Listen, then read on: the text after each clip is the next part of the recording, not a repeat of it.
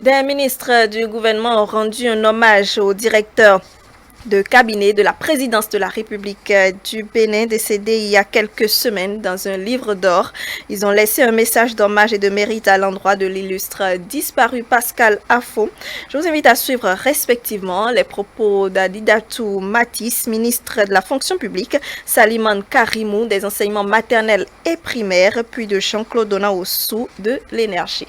C'est un souvenir à la mémoire du cher décès Afo Pascal que j'ai signé ce livre de condoléances. Sa mort a été un choc pour moi personnellement parce que c'est un homme affable, conciliant, un homme sage et qui représente une grande personnalité à mes yeux. On ne s'attendait pas à ce départ subi.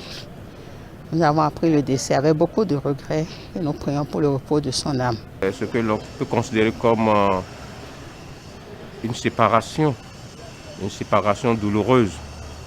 Monsieur Pascal Afo a été, en dehors de ce que nous avons travaillé ensemble au niveau du gouvernement, un ami personnel.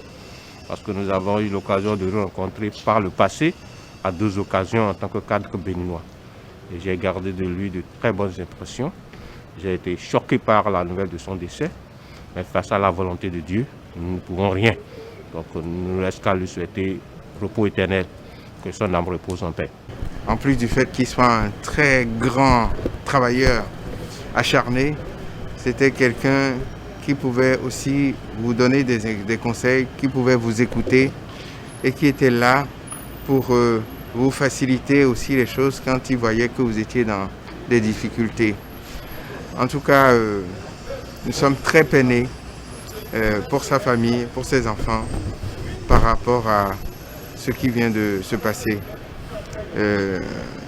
Paix à son âme, que la terre lui soit légère et que le Seigneur puisse protéger sa progéniture qu'il a laissée.